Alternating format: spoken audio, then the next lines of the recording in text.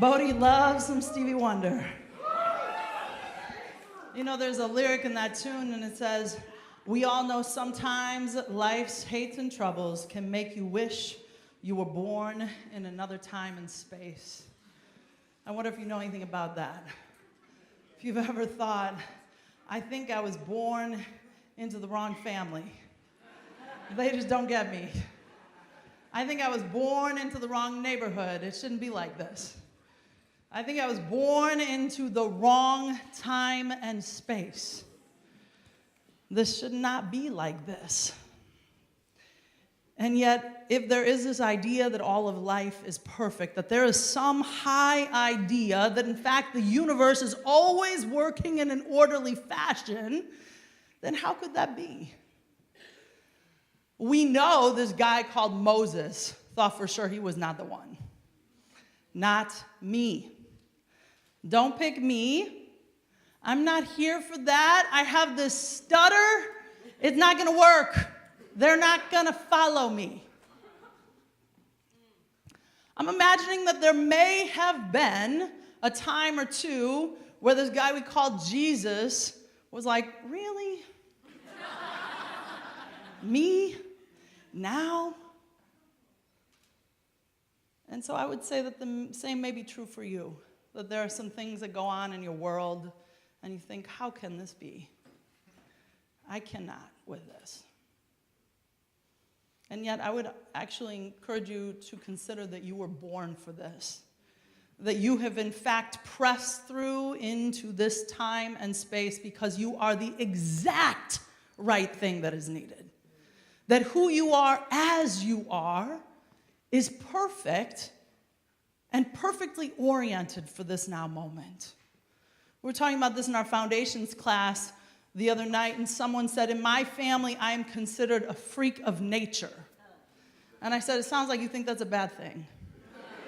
And they said, what? And I said, I think that's a beautiful thing. A freak of nature, the holiest, highest idea, unduplicatable. How could there be anything wrong with you as that? See, no one can do this thing like you can do this thing. And your expression is needed and wanted. When you say yes to that, that, however, is not a guarantee of an easy life. There's this old school term called chemicalization. And I just want to introduce it to you if you're not familiar with it. Conflict that takes place when a high spiritual realization contacts an old error state of consciousness. Whenever a new spiritual idea is introduced into the mind, some negative belief is disturbed. Thus, it resists. Old error thoughts contend for their place, and they refuse to go out. When you expand into the new, high, and holy idea of who you are here to be, your I am presence, the spiritual nature of life as you, expect everything unlike it to come up. It's not like, well, I finally decided I'm ready to claim the I am presence.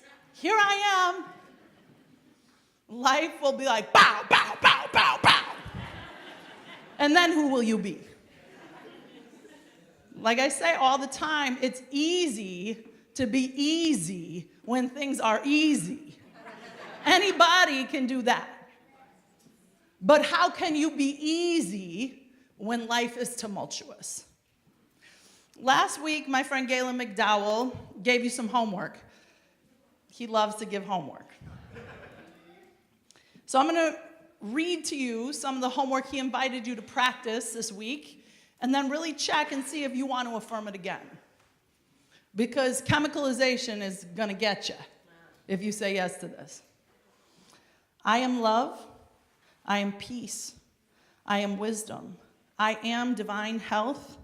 And I am prosperity right now. Just take a deep breath and see if you want to step into that state of consciousness. If you want to step in to being the presence of that. You know, Moses said, I am that I am. Jesus said, I'm the one. Now, people misunderstood that and thought that he meant he was the only one. He just said, I'm the one. And imagine you and I walked on the planet saying, I'm the one. I'm the one. I am the one. You know, I always love to say, what if we called you Jeffrey Christ? What if we called you Nathan Christ? What if we called you John Dylan Christ? You're like, well, please, don't do that. Christ means the anointed one. The anointing lives in you. It is your name. It is your nature. Will you answer it? So you ready? If you don't want to say it, don't say it. I always say, take a deep breath. If you're not ready for this, just hold your breath. Ready? Here we go. I am love. I am peace. I am wisdom. I am divine health. And I am prosperity right now. That's who you are. That's who you are.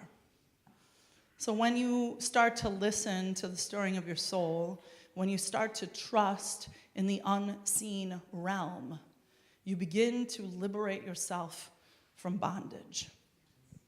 See, this idea of Passover is a celebration of the Israelites from the enslavement of Egypt. But they actually were never in Egypt. If you look at all history, there's absolutely no indication that they were in Egypt. So would you be willing to just try on a metaphor? I know we like the literal, but this teaching is about the metaphor. Egypt metaphysically represents sense consciousness, represents the awareness of this realm of reality. They were liberated from Egypt. They were liberated from sense consciousness. If you are liberated from sense consciousness, what are you awakened to? A high spiritual idea that you are more than that which you perceive. You are more than that which you sense. You are a high idea in the mind of the infinite. And Joel Goldsmith says it like this: in seeking God through Jesus, men failed to find the omnipresent Christ in their own consciousness. You know, it's interesting. I was with a group yesterday, and they said, so tomorrow's like a big day for you, right? And I said, I sort of find that annoying, to be quite frank. And they were like, what do you mean? And I'm like, every year we have to talk about the same story. And every year the onus is on me to come up with a new idea of the same story. Anybody here like to tell the same old story about themselves and look for a new audience? It's interesting because the predominant story about this guy Jesus is that he came to save you. And if he had to save you, something must be wrong with you. And here's the way the brain works. This is just neurology. You keep saying the same thing over and over and over again, guess what you start to believe? So if there's a collective consciousness that keeps affirming and asserting that something's inherently wrong with you, that you're broken, you're wounded, you're a sinner, you can create all kinds of systems and structures. So you have come here because you're interested in another idea, a new thought about an old story. And would you be willing to consider that you, in fact, are a light being? You are a channel, you are a portal for the universe to express itself. You are here to liberate people of their suffering. You're here to interrupt the addictive thought patterns that are deeply, deeply invested in separation. Now, in order for you to be prepared to do that work, you have to have a very strong discipline of your own wellness. I would encourage a strong discipline of meditation and prayer. Because if you are going to invoke the process of chemicalization such that anything and everything unlike the high idea of you comes forward, you better be ready. You better be ready. See, there's a song, perhaps you remember it, "Emancipate yourself from mental slavery. None but ourselves can free our mind." That was based on the teachings of Marcus Garvey. And Marcus Garvey was really invoking the power of the mind to create. See, if you can keep this space, not your brain, but your mind, the narratives that move through you, if you can keep a high idea of who and what you are, what you could create would be a free, wholly liberated self. Now, it's interesting that we're living in this time that we're living in the United States of America. We are in a chemicalization. The evolutionary impulse of humanity is expanding. We're actually getting closer to potentially touching the hem of the garment of oneness. And then what must come up? Everything unlike it. And as we've said many times before, this is not new. And the gift is there's a readiness. Because it wouldn't come to the foreground if there wasn't some level of collective agreement to deal with it. So I always say, imagine someone puts on an orange suit and presses through and says, "I'll take one for the team." I'll get so obnoxious. I'll get so vile. I'll build a whole kingdom based on separation. And it's like, poof, poof, poof, poke the bear, poke the bear, poke the bear. Imagine 1,000 years goes by and we thank the present day administration for the healing that they caused in the humanity. I thank this administration. Bring it. Bring it.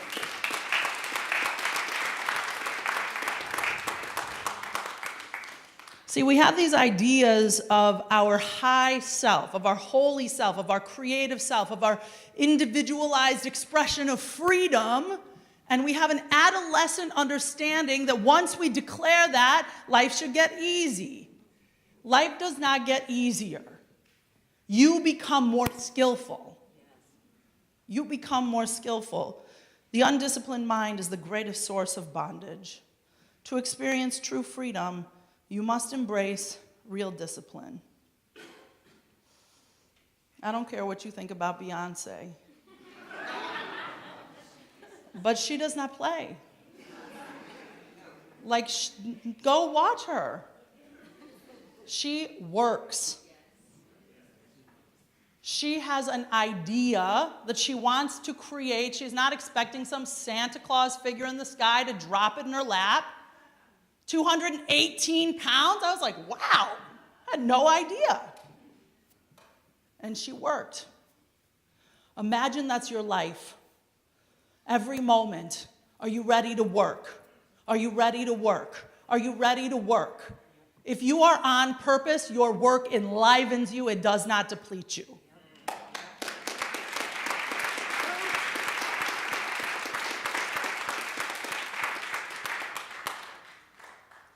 Discipline is one of the most underrated experiences. You know, we've become a sort of like McDonald's society. Fast and easy, baby, give it to me. My husband said recently, he said, "I think you better tell the kids you're like a 20-plus year overnight sensation." Yeah. Just preparing for what? I don't know, but I know I'm here to do something good. Well, I'm ready. When I find myself in my low vibration self, when I find myself, now hear the distinction. I'm a big believer of feeling your feelings all the way through to completion. I'm a big believer in feeling your sadness, feeling your fear, feeling your anger. And when you camp out there, you suck your life force energy. You diminish your kundalini. You squash your chi. So feel it and keep it moving. Feel it, keep it moving. Feel it, keep it moving. Feel it, keep it moving. Get the necessary camp around you to pour into you and lift you up. See, there's a high idea of him for your life. Jesus did not come to be the great story. He came to say, you ready? Let's do this. You ready? Let's do this. His time was done at 33 years. He provoked a chemicalization. He sat and he said, I am the way, the truth. I am. You could say that. And then they said, so you say you're the king of the Jews? He said, I didn't say that, you said that. I just said, I am. I just said, I am. See, when you step into your fullness, a lot of people around you will get scared. It's more comfortable for you to stay small. It doesn't disrupt anything. It keeps the status quo moving. But you're not here for maintenance. You're here to agitate the consciousness of humanity into its next expression. You are a light being. You're here to shine yourself on the places that are broke down, on the places that are tired, on the places that would love that double cheeseburger.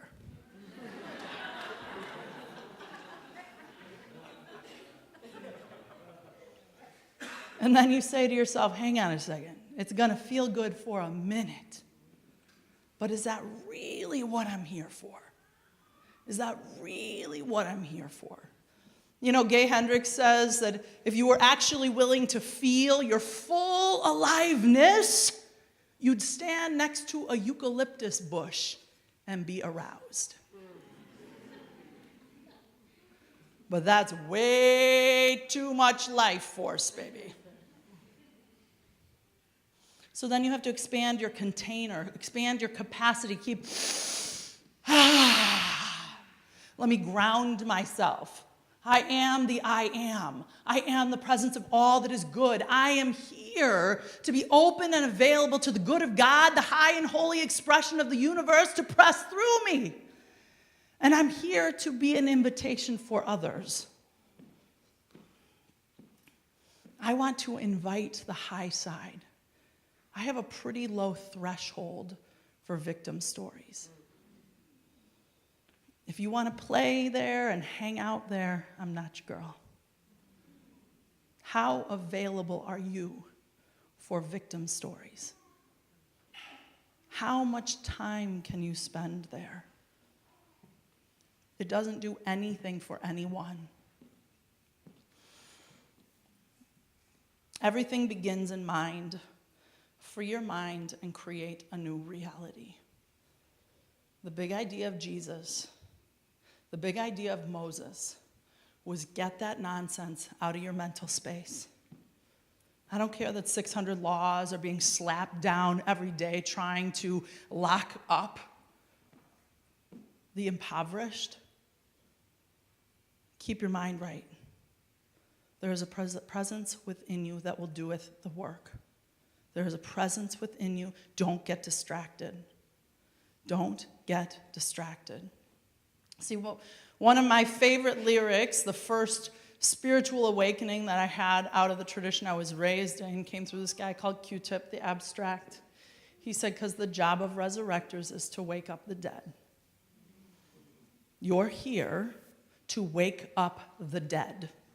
You're here to wake up the dead in you.